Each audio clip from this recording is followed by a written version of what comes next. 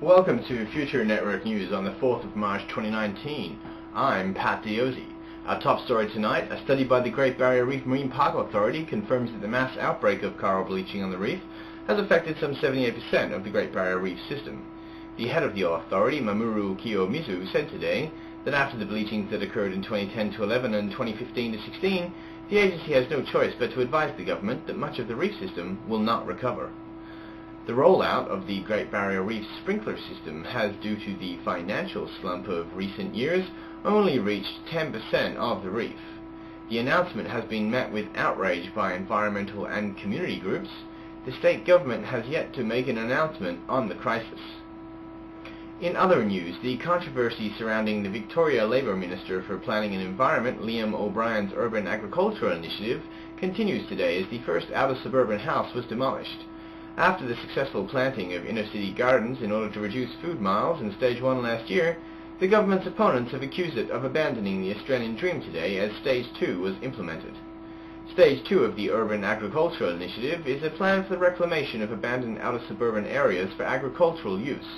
The minister said today that the high price of petrol and lack of viable public transport had led these semi-abandoned suburbs to become havens for drugs, crime and gang violence, and that it was incumbent upon the government to not only establish viable agricultural enterprises closer to urban populations, but to eliminate the refuges of the criminal element.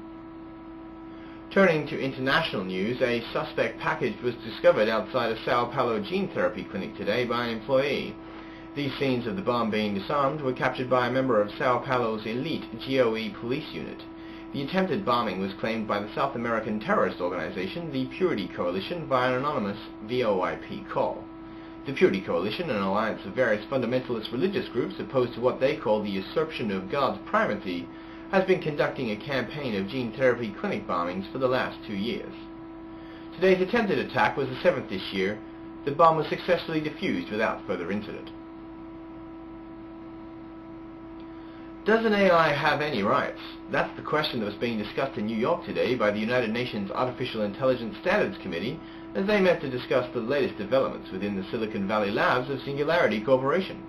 With the first verified creation of what the corporation dubs a super AI, one that is able to pass the Turing test, named by Singularity as Wintermute, the ethical status and social implication of Wintermute's creation has sparked fierce debate in the academic, military and diplomatic communities.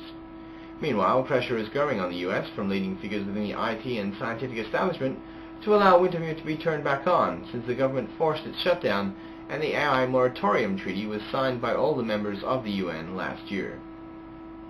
In sport tonight, Portuguese international soccer star Álvaro Rodrigues de Silva Tavares announced his retirement from the sport today after his appearance on field at a game in Lisbon sparked violent clashes between opposing supporters that left 3 people dead and 54 injured.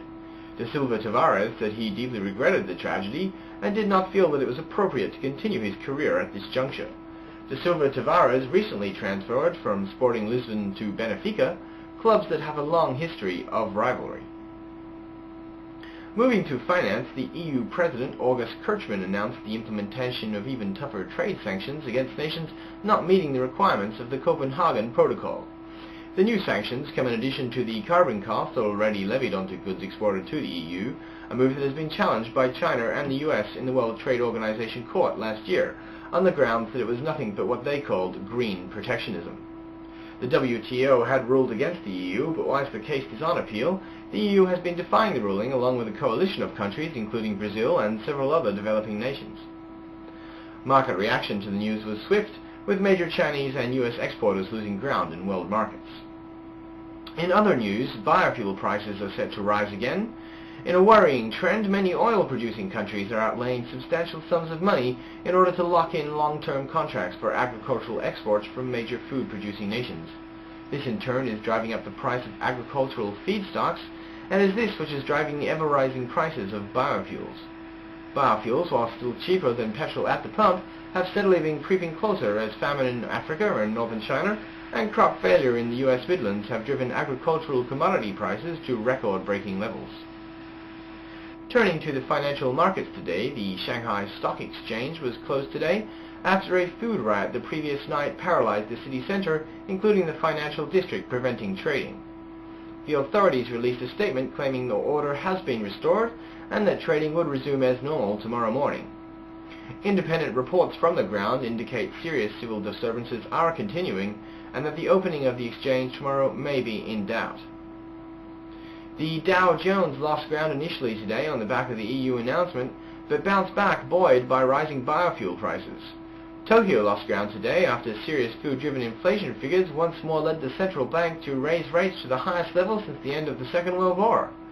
The S&P and the DAX both rose today, the market seemingly approving of the EU's tough action on climate-related trade issues. The All Ordinaries today rose sharply with the biofuel price announcement. Now to the weather. Today reached a high of 39.8 degrees at 3:55 p.m. Still no rain clouds on the horizon yet, although I know we are all hoping for them. The forecast for Melbourne's weather tomorrow, clear skies but a little cooler at a balmy 38 degrees.